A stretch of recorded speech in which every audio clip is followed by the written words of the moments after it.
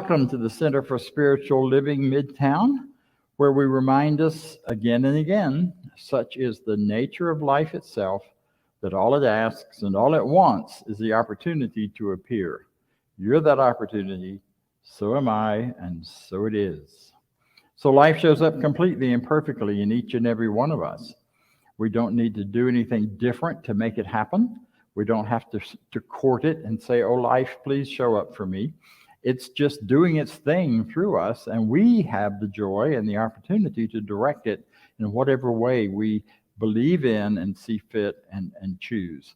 So that's why we here can honor and recognize and love every one of you, whatever background you come from, whatever your ethnicity, whatever your beliefs, your religious systems, even your politics.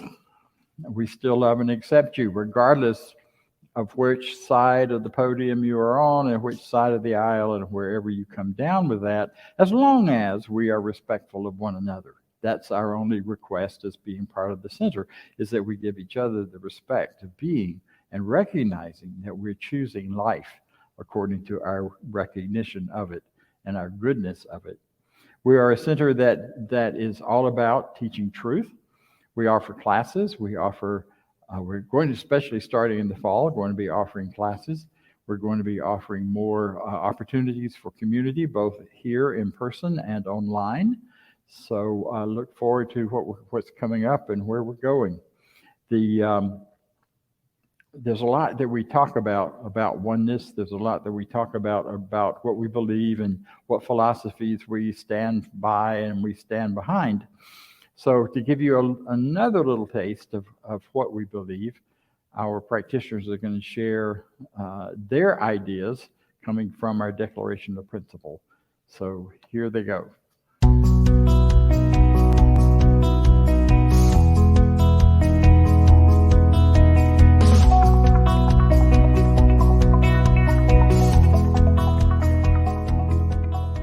I believe in one God, one absolute power and first cause to all things.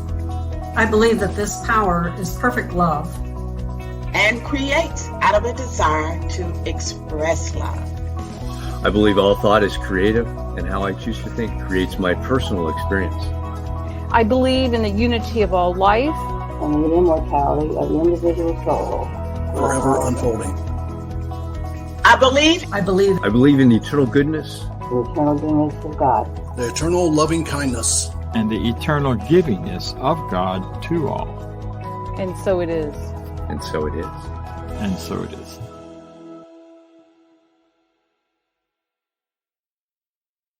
Some of the things we teach and believe here, there is a great deal more. So come join us and join us in classes to get a better idea, a bigger idea. Because all of those things will support you and you're living your life according to your best idea and highest idea of it. So our next part of the program is that I want to introduce our practitioners.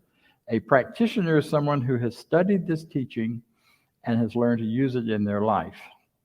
A licensed practitioner is someone who studied this teaching, learned to use it in your lives, and then learned how to use it for others in a way that is demonstratable, that is actually showing up and going, yeah, this works and this is how we do it.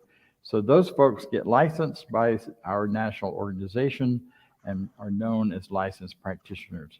Today, we're very happy to have one of our practitioners coming to us all the way from St. Petersburg, who will be sharing some words and then leading us in a group treatment. Welcome, Norma. Well, thank you, Reverend Bob, and good morning to everyone who is here today. Thank you for being here, whether you're joining us in person or by way of Zoom. I sincerely thank you for being with us as we begin our conversation about nature. Ernest Holmes states that we must go the way of the law. This is a fundamental tenet of the science because nature obeys us as we first obey it. And our obedience to nature is really our acceptance of it. Reverend Dr.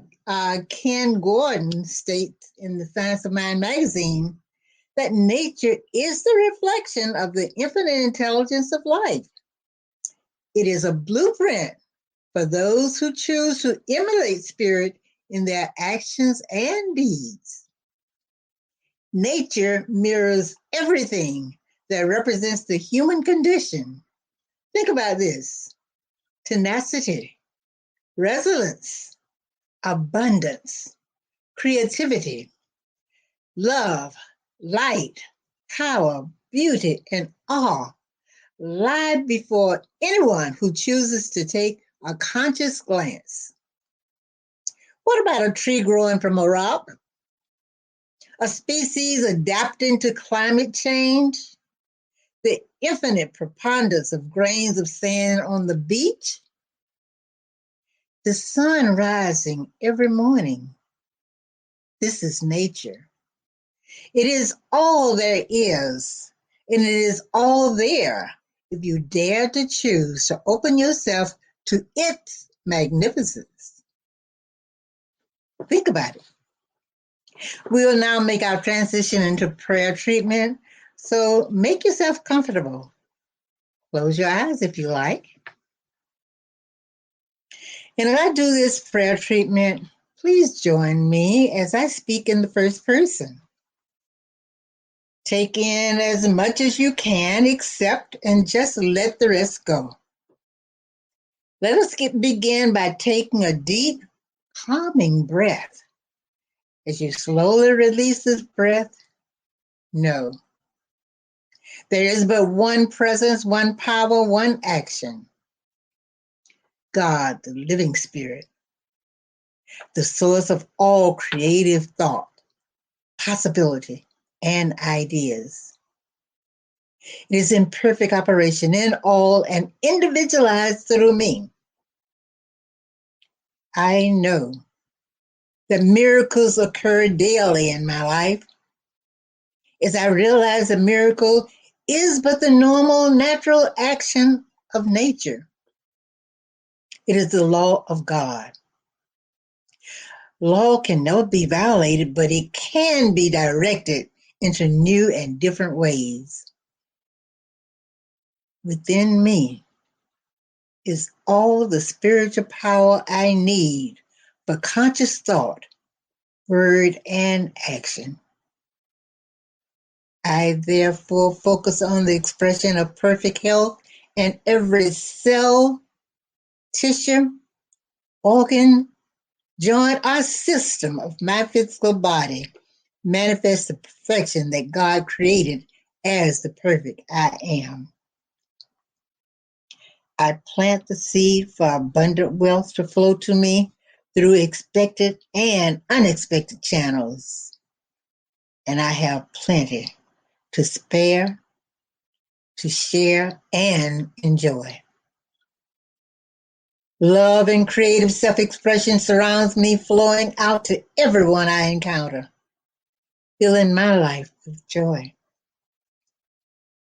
I open my eyes to new and greater channels of good that meets my every need, even as the need is perceived. The presence of God within me adjusts and brings all of my affairs into perfect balance.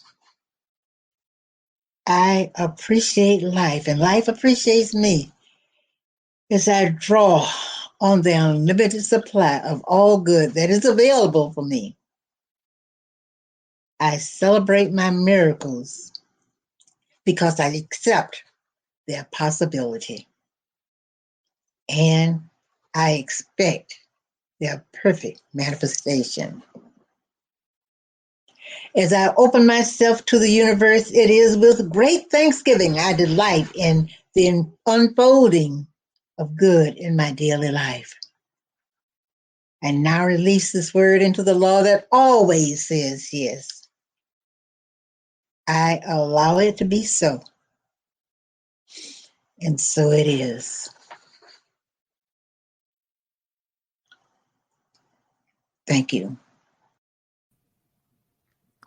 Thank you. Thank you. That was a wonderful music selected by Doug Moody, who manages our music program every month and comes up with ideas. If you have thoughts or ideas for music you want to hear, talk to me or talk to Doug, send him an email, and he'll check it out and respond. Also want to thank Norma. I was really moved by her treatment. That was wonderful. Thank you. And all the other people, they're involved in making this happen. Vance in the back room, Jake for setting up, or the back of the room. You're not in the back room. And then over in Denver, we've got Diego, who sets us up and runs the whole thing from there, makes this all happen so that we can do this hybrid experience where we have people watching online and participating who will be with us on the computer whenever we're done, as well as what we have happening here. So New Thought Radio Network is also an important part of what we're doing, and we're reaching out with them as well. So all of that's going on, and I'm excited, and I just wanted to be sure we say thank you and recognize those folks. And those of you who show up early and help us set up, thank you. So today we're talking about it's all natural. And I'm remembering when my nephew was a kid, when he was little, really little tyke. One of the best things we did, and one of the great fun we'd have with him, was to we'd be at dinner and he'd be all sitting around the table, and he's about this much of him sticking up above the table. And we'd say, Travis, we're going to make you disappear. So hold on, we're going to make you disappear. And we'd throw a napkin over his head. And he'd just giggle and be really quiet. And pull the napkin off and say, you've appeared. We made you disappear. It's magic. And we made everybody disappear. And he would just get so excited, and he thought it was so fun. He wanted to do it again. We tried it on my grandson, Jake, but he was too smart. He was like, no, I'm not disappearing. You just covered up my head. But, we maybe started too late with him. I'm not sure. But, it's that magic of childhood that we can play with, and we have so much fun with, and we create all these wonderful possible experiences. But then I got into this teaching, and I went, wait a minute, what about magic? What about the supernatural? What about this area of that's beyond anything we know that seems to be natural, and it's supernatural, it's beyond the natural. And what I learned right away was it's all natural. And today's magic, the things that seem magical, is tomorrow's science. I mean, imagine when Moses was leading the folks out of Israel, or out of Egypt to Israel, if he'd had a bunch of these big silver tubes to load them on and fly them over to Israel, they would have thought it was absolutely magic. And yet everything to create an airplane and to fly it existed at that time. The only reason it didn't happen is we didn't yet have the creative imagination to make it happen. So my premise here is that everything that seems to be supernatural, that seems to be magical, is not. And that's not to take the awe out of it. I don't know about you, but anytime I've done spiritual mind treatment with someone, and then I see this amazing thing happen, and a cancer is encapsulated and fully removed, or a health issue just seems to reverse itself, or for me, my feeling came back to my feet. I mean, all these things that show up and happen, I mean, they're awe-inspiring. There's no magic involved. It's science. It's clear. We understand how and why it works. But it doesn't take away the awe of it, and the excitement of it, and the energy of it, and the, oh, wow. And even things like supernatural, or what we call supernatural, things like mind reading and transvoyance and clairvoyance and voyances, whatever all those names are, all of that is understandable when you understand the law of oneness, when you understand that we live in this one universal consciousness. And some folks can just tune into things that others can't, because they've practiced it and they've worked on it, and they've learned to hear and read and see things that weren't there. See, this idea of let me back up a minute, because I want to just send this home a little further about nature. When I first read Thomas Troward, and anyone who's read Thomas Troward knows that it's complex. He writes all of his writing is transposing his speaking. So so you read it out loud, it makes a little more sense. But if you don't read it out loud, it's like he's got sentences that cover 3 pages. And you're going like, ugh, how do I make sense of this? So you take it apart and you chop it up, whatever. But one of his most profound statements is a very short, easy one. And it says, first thing to know is that nature is natural. And I thought, well, that's the silliest thing. Of course nature's natural. I was talking to Jake about this on the way over today, and he's like, well, everything but Bigfoot. Bigfoot ain't natural. Bigfoot's supernatural. And I won't tell you the rest of the quote because I can't say it on the air or in front of you. But it's so fun and funny how we pick certain things in life, certain things in nature to make unnatural, to make beyond nature, to make supernatural, because somehow that makes them easier to take and maybe easier to digest, or we just want the fun of the mystery of it all. And there is a mystery to nature, but it's not supernatural and it's not unnatural. It is fully within the scope of nature. We just don't yet understand how it all works. Quantum physics was unknown, except to a few people, until fairly recently. And it really wasn't until the last probably 30 years that we put it to work in things like light bulbs and in car electronics. And all of those things which have so transformed what we can do now in our world of technology. And yet it would have seemed like magic before now. But it wasn't. It was natural. It was supernatural. See, and as we come to understand the natural laws of the universe, the natural laws of life, and we come to understand them, then we can use them. As long as they are magic, as long as they're separate from us, then we got to rub our tummies and pat our heads and dance around and do all kinds of crazy things to try to make them come true.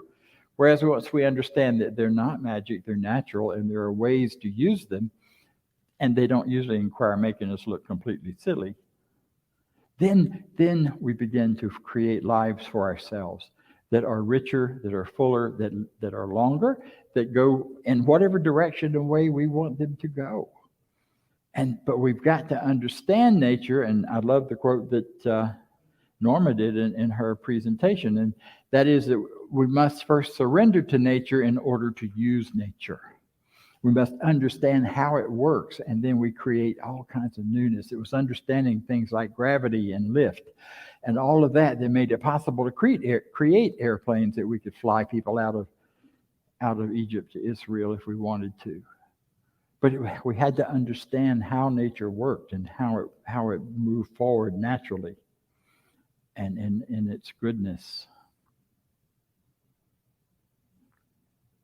So Thomas Trord also says this: it is therefore a mathematical necessity that because the originating life principle is infinite, it is a single unit, and consequently, wherever it is at all, the whole of it must be present. It's a mathematical necessity that the single unit, wherever it is, all of it must be present. Which means, for you and I, it is present in us every moment, all the time.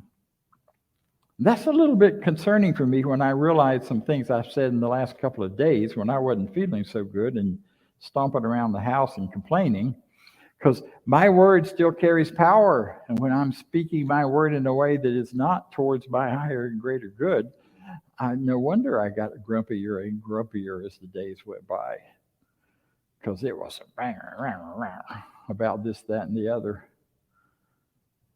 Interesting. See, so wherever we are, whatever we're doing, this infinite power is listening. It's part of who we are. It's what created us, what we're made out of to start with. We talked about that last week extensively. The thing I want to talk about it today is to recognize that this oneness we describe is real. Oneness is not a spiritual metaphor. Oneness is not a philosophical idea to help explain things. Oneness is a reality. The idea that your body and my body is in oneness with all of life and is in oneness with our planet. You're a part of the planet, and so am I. Every physical part of your body, every chemical reaction, every element, everything within it is made of the stuff the earth is made of. And it's animated by the energy of the stars, by the energy of the sun, by the energy of electricity, which keeps it all together and working for us. As soon as the electronics stop, all the elements go back to the earth, slowly or quickly, depending on our method of dealing with that. But when we are in tune with ourselves, then we get a good idea of what's happening with the earth, and vice versa. And I think the more we recognize that, then there is a certain kind of responsibility to care for our bodies as long as we want to walk around in them. They are our vehicles to carry us through time and space and all these wonderful experiences of life. And we also are on a great big vehicle flying through space at speeds we can't even comprehend, really. So we have a certain responsibility to all of that. Now, this is not an attempt to make anybody feel guilty if you're not recycling or any of that stuff. We're not about guilting anybody here about anything, but it is about just heightening our awareness that whatever you think is a part of your loving responsibility for the planet, that you do that, you participate in it. I love walking in the woods. We talked about this 2 weeks ago. We talked about the forest bath that you get every time you come in here. And when I take the moment and take a break, and I'm not just rushing to come get set up, I look at the trees and I look at the things and I love them and I appreciate them. And because I do, I've always loved trees. I've got some trees around the parts of the South that I like to go sit under and talk to and imagine them talking back to me because they've been there a long time.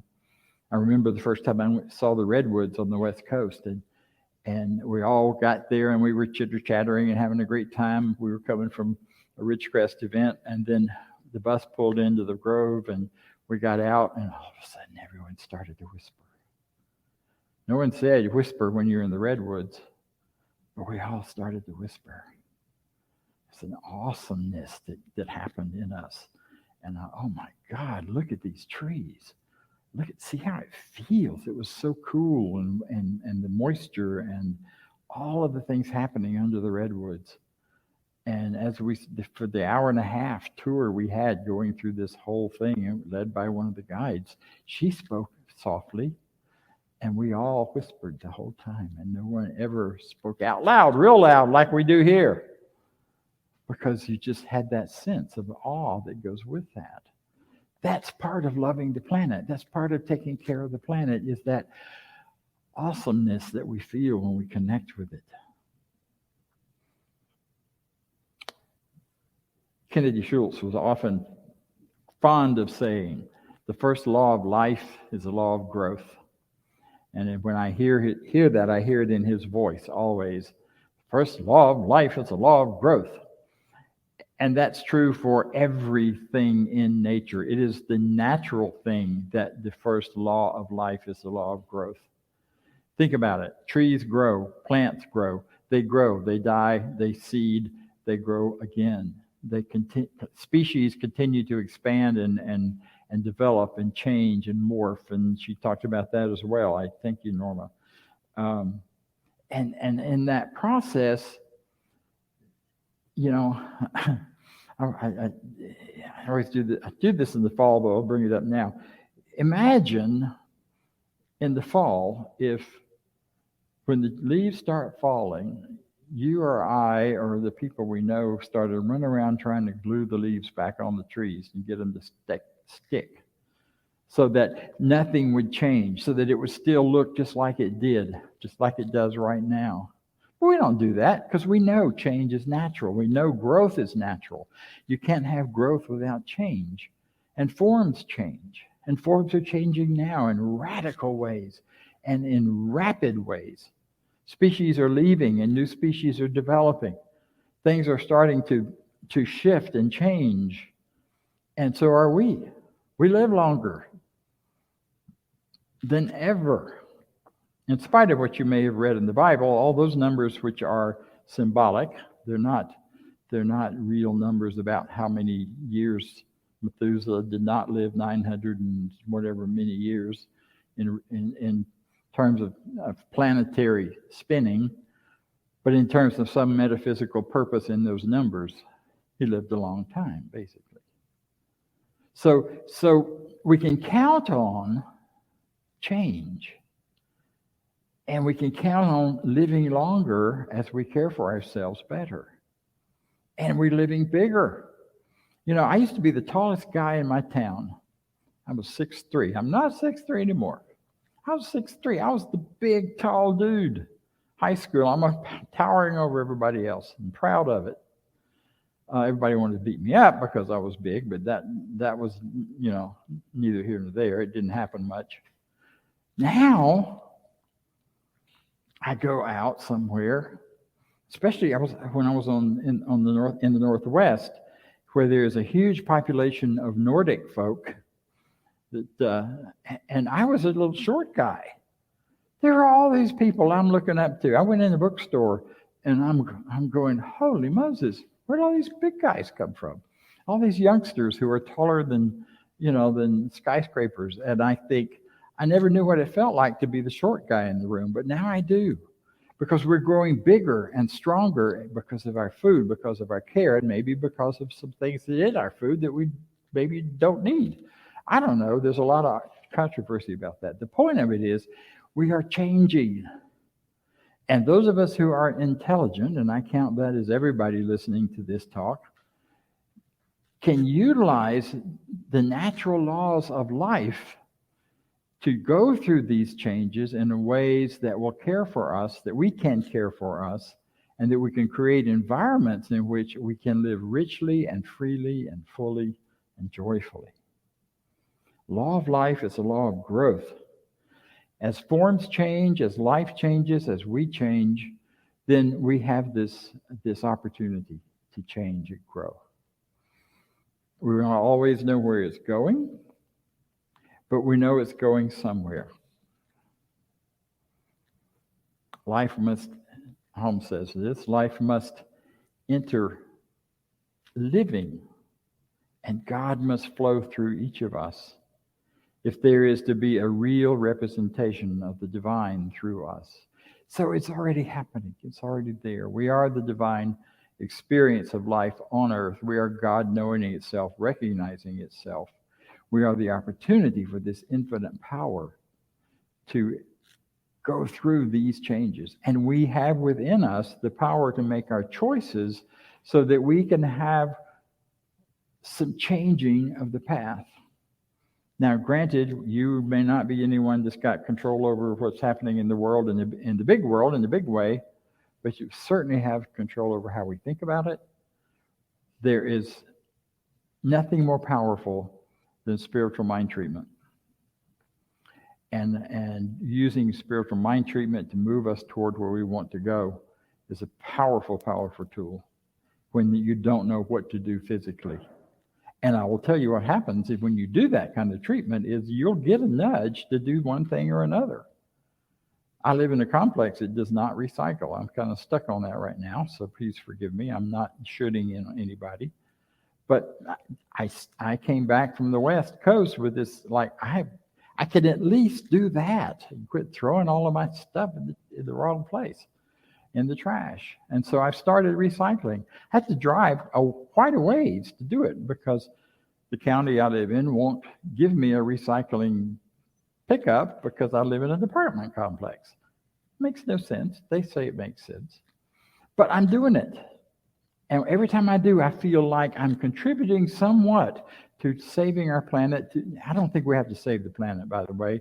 I think we have to save our environment on the planet. The planet's going to be just fine. We may not be able to live here for another 100 years if we don't change our behavior, but that's about changing our environment. So I feel like I'm supporting my environment just by doing that simple thing. And given that I'm addicted to Coke Zero, I have lots of plastic to get rid of it, to recycle.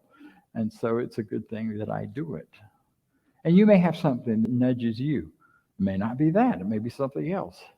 It may be as simple as walking through a forest bath and enjoying it and going yes and honoring it, or saving a tree where you can, or or cutting down a tree and planting something that's needed in that place. I mean, there are all kinds of ways to go. We just aren't clear about which and where. So with those kind of thoughts, I want to invite us to do a little meditation.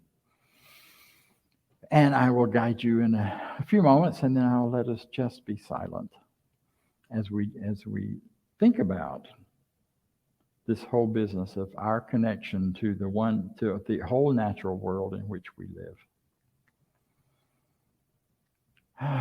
So whether you do it with your eyes closed or open, just take a moment and let your mind wander to your favorite natural place.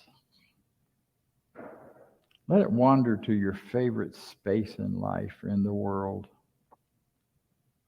It may be a forest, it may not be. It may be a desert, it may be any of the planet's beautiful spaces. Or it may not even be a real place, it may be imaginary. And just let some breaths take us there as we dive deeply.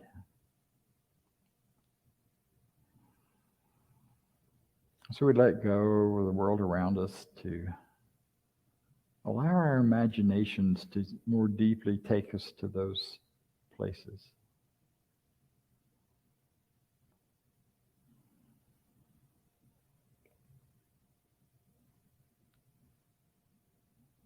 And as you are aware of that, notice how your place resonates and reflects who you are, what you know yourself to be. It may be the vibrancy of the life around you. It may be the peace and the calm.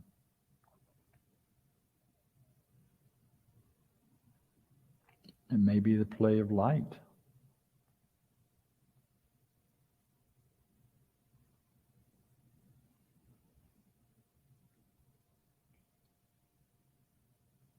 It may be the tallness or the shortness of it all.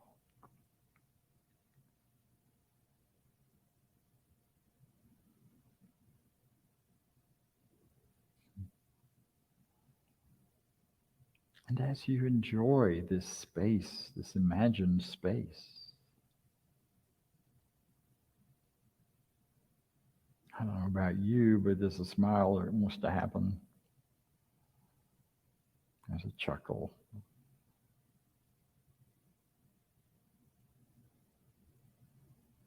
For this is an experience of oneness, of unity, of connection, of the divine knowing the divine, of the self knowing the self. And so I stand in declaring the truth that this one power that we all are part of, that allows us to imagine spaces and places even when we're not there, with just the brief moment of closing our eyes and letting our minds take us to wherever. That is a very real experience fueled by the oneness of life that is in us and that we are. So there's an aspect of us that is never separate, even though we may look like separate people, even though we think and act differently. There's a unification underneath that, a unity coming from the same source, made out of the same earth and star stuff, that allows us to connect, that allows us to feel that connection, to be aware of it. whether we're connecting to it through our gifts and talents, through our imagination, through our actions. The earth is our mother, and we love her.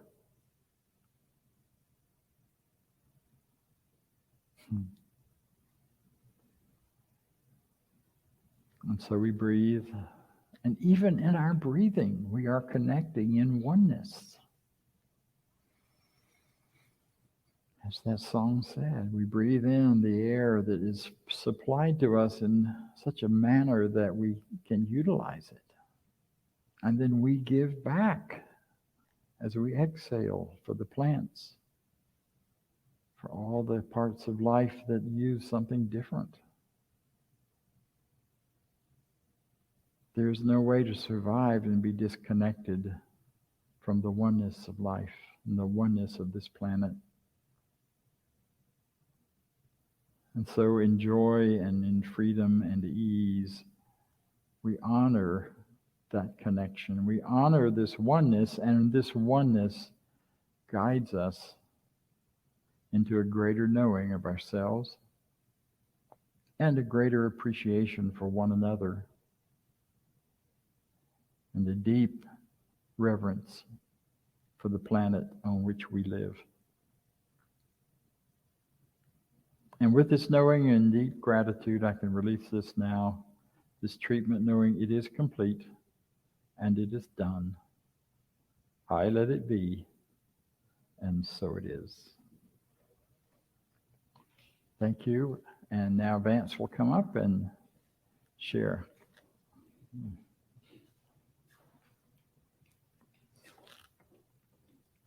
All right. Thank you, Dr. Bob. Now it's time for our affirmation of prosperity. Before I read that, I want to thank Dr. Bob. That meditation's got me a little out there for a minute. It's all good. It's all good. I appreciate everyone that's here, everyone that's online, everyone that listens later on. We've got a great opportunity to share and to grow and to know a better knowingness, which is what our teaching is all about. So you have an opportunity to give at www.cslmidtown.org/donate, or click on the QR code and that will take you right to the donation site. You can give one time or set up an ongoing gift, and we appreciate all of that. So if you will, with me, read our affirmation of prosperity. I live in a universe of abundance. As I freely and joyfully give, I join in the divine flow, and all that I share with life returns to me multiplied abundantly. And so it is. Now back to Dr. Bob for some more announcements. All right. So just another great big thank you to everyone who makes this happen, and to all of you who are here physically in the room, and all of you who are here spiritually through the internet or whatever means that you're you're sharing with us. I just want to start reminding you, I hope you noticed in this week's newsletter, and if you don't get the newsletter, please go to our website and sign up, because the information about the events coming up and the things happening are all going to be communicated through that newsletter, and Facebook and Twitter and Instagram and wherever else out there we can think of to put it. We may even send you something in the mail. But starting in September will be a class on mysticism. And yes, not even mysticism is supernatural. It is absolutely natural that we can tune into that greater part of ourselves. And we'll be doing that and learning about it and talking about it for 6 weeks, starting the 14th of September. And after that, we'll be a class in foundations. And after that, we'll do prosperity starting in January. So we have some good things coming up. Also, just that's it, I guess. There's no also. Join me in our closing as we share together the affirmation of life. I leave this place now knowing something better than I knew before. I go forth into the world with a heart full of love and a mind full of good sense. I look at the world in a greater way, knowing that I have within me everything I need to create the life I desire. I give thanks for this understanding. I am grateful for the spirit of life that lives through me, and so it is. Join us next time. Thank you.